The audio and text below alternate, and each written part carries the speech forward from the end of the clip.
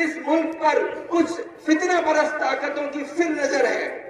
वो फितना परस्त ताकतें इस मुल्क को कमजोर करने का काम कर रही है। और गांधी जी जब मेवात आए थे तो उन्होंने ये कहा था कि मुसलमान मेवात इलाका रीढ़ की हड्डी है हिंदुस्तान की। वो देश जिसको पूरी दुनिया मानती है, पूरी दुनिया जिस व्यक्ति का सम्मान करती है, उस व्यक्ति ने मेवात को अगर ये कहा कि वो रीढ़ की हड्डी है, तो शायद आप उलमा हजरात की कुर्बानियों की बुनियाद पर उसने कहा कि जब भी देश को, जब भी इलाके को जरूरत पड़ेगी तो ये वो लोग हैं जो इस देश को बचाने का काम करेंगे। हमारी जो स्थिति है, हमारी जो हालात है, इस पर हम तमाम लोगों को बैठकर गंभीरता से चर्चा और विचार विमर्श करने की जरूरत है। तो आप सब ने, उलमा हजरात ने इसकी पहल की, मैं सबसे पहले मुबारकबाद देता हूं। और इलाके के तमाम जिम्मेदार लोगों से मैं चाहता हूं उन हजरात की हौसला अफजाई एक बार तालियों के साथ करें कि उन्होंने एक बेहतरीन पहल का शुरुआत की।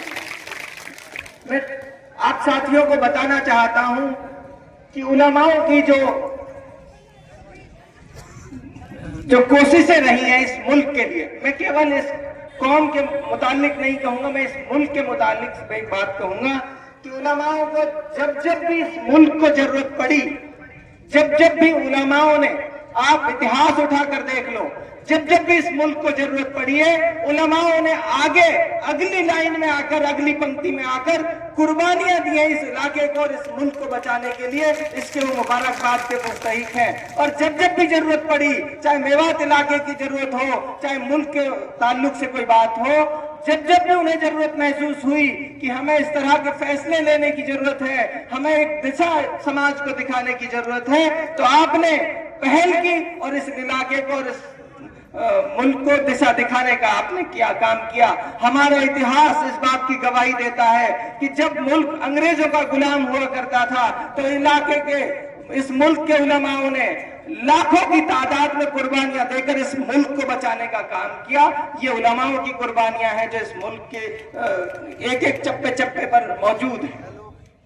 और आज फिर मेवात इलाके को जब सबसे ज्यादा जरूरत है तो आज इन्हीं लोगों ने फिर पहल की। मैं इसलिए कहता हूं कि इनका की जो कोशिशें हैं, इनका जो मान सम्मान मर्तबा है जो समाज में, इसलिए आपसे लोग, आपकी मकबूलियत है, इसलिए आपसे लोग मोहब्बत करते हैं कि आप वो लोग हैं जो सच्चे दिल से, सच्चे मन से जब जब जरूरत होती है तो पहली पंक्ति में खड़े हो जाते हैं आकर कि इस इलाके को बचाने की लड़ाई हम लड़ेंगे। और मैं आप सबसे एक बात दे रहा हूं आपको, ये सच्चाई की बात है कि सिर्फ और सिर्फ उलमा हजरात की सरपरस्ती में ये लड़ाई लड़ी जा सकती है। किसी राजनीतिक व्यक्ति की सरपरस्ती में ये संभव नहीं है। हम सब कोशिश करते हैं, राजनीति से जुड़े लोग हैं, कोई राजनीतिक बात नहीं कर रहा, ये सच्चाई है। आपकी सरपरस्ती में ये काम संभव है और हम सब मिलकर यहाँ से जब जाएं तो अहद लेकर जाएं कि जो भी फैसला यहाँ से होगा पूरी ताकत के साथ हम सब मिलकर उसको अंजाम तक पहुंचाने का काम करेंगे। मैं चंद बात सिर्फ ये कहना चाहता हूं, समाज सुधार की सबसे बुनियादी बात यह है कि इसकी जरूरत क्यों पड़ी, हम इस हालात में पहुंचे क्यों।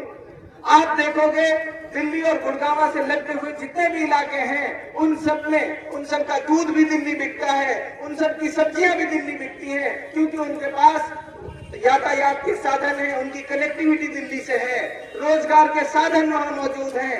हमारे इलाके को जानबूझकर सियासती एतबार से लगा लो, चाहे कैसे भी लगा लो, बहुत सारी साजिशें रही, उनके बच्चों को रोजगार से दूर किया गया। जब एक आदमी के पास रोजगार नहीं होगा तो वो रोजगार नहीं होगा, तो ये किसी एक कौम की बात नहीं कर रहा, तमाम कौमों की बात कर रहा हूं जिनके पास रोजगार नहीं है, कमाई का कोई संसाधन नहीं है, वो क्राइम की तरफ जाते हैं, वो कानून की परवाह नहीं करते। फिर इसीलिए यही हालात हमारे साथ हुए हैं कि हमको साजिशन, हमारे नौजवानों को इस अंधकार की तरफ धकेला गया है और उस साजिश को समझने की जरूरत है। हम और आप सब मिलकर इन साजिशों को नाकाम करने की कोशिश करेंगे। और साथियों, एक बात और कह रहा हूं आपसे, इस मुल्क पर कुछ फितना परस्त ताकतों की फिर नजर है।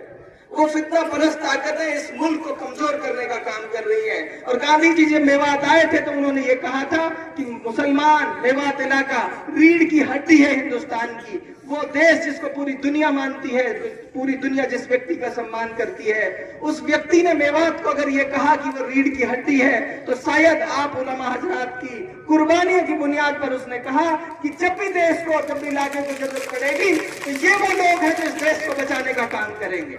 साथियों, बहुत जिम्मेदारी के साथ आपसे कह रहा हूं, बहुत गंभीरता से सोचने की जरूरत है। न केवल मेवात को बचाने की जरूरत है, बल्कि इस मुल्क को भी बचाने की जरूरत है। मेवात वो इलाका है जो पूरी दुनिया में इसलिए जाना जाता है कि यहाँ सभी धर्म मजहब के लोग मोहब्बत से रहते आए हैं और मोहब्बत से रहते रहेंगे। मैं चंद बात अपनी खत्म कर रहा हूं। जैसा मंत्री जी ने कहा और तमाम पहले के स्पीकर्स ने कहा कि शिक्षा के माध्यम से तब्दीली आ सकती है समाज में। मैं आपसे हाथ जोड़कर कह रहा हूं कि तमाम और चीजें साथ साथ चलेंगी। आप अपने बच्चों को पढ़ाने का काम करिए। आप अपने बच्चों के साथ साथ अपने पड़ोसी के, अपने गांव के, उन तमाम बातों पे चर्चाएं शुरू करिए। हमारे समाज में बहुत अफसोस के साथ कह रहा हूं, तमाम चर्चाएं तो हैं कि उसके बेटे ने उसके बेटे का ब्याह पीट दिया, फला के बेटे ने फला की से बड़ी गाड़ी ले ली, लेकिन इस बात की चर्चा नहीं है कि मेरा बेटा कहां पढ़ रहा है, उसका बेटा कहां पढ़ रहा है। जिस बात की चर्चा समाज में होती है उस तरफ ही समाज का जहन बनने लग जाता है। आप हजरात से हाथ जोड़ के गुजारिश कर रहा हूं, समाज में चर्चाएं शुरू करिए, समाज में बातचीत शुरू करिए कि शिक्षा के माध्यम से तब्दीली आ सकती है। अल्लाह के नबी ने भी कहा कि शिक्षा के लिए चीन तक भी जाना पड़े तो चीन तक भी जाइए। एक अकेली कौम, एक अकेला मजहब ऐसा है इस्लाम, जिसके पैगंबर ने यह कहा कि माँ की कोख से लेकर और कब्र के गड्ढे तक आप इल्म हासिल करो।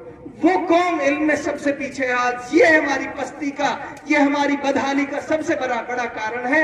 आप हजरात से हाथ जोड़कर कह रहा हूं कि इन तमाम बातों को बारीकी से समझकर जो अभी फैसला आप हजरात लेंगे, मैं अपनी तरफ से ये कह रहा हूं। आप मुफ्ती साहब ने, मौलवी साहब ने कहा, सफात मैनेजर ने 3 दिन कहा, मैं ये कहता हूं ज्यादा भी नहीं तो कम से कम 5 दिन समाज मुझसे ले ले पूरे। मैं इंशाअल्लाह आप सबके साथ कंधे से कंधा मिलाकर काम करूंगा। जहां भी आप मेरी जैसी जिम्मेदारी लगाएंगे, इंशाअल्लाह मैं पूरी ताकत के साथ उस पर अमल करने की कोशिश करूंगा।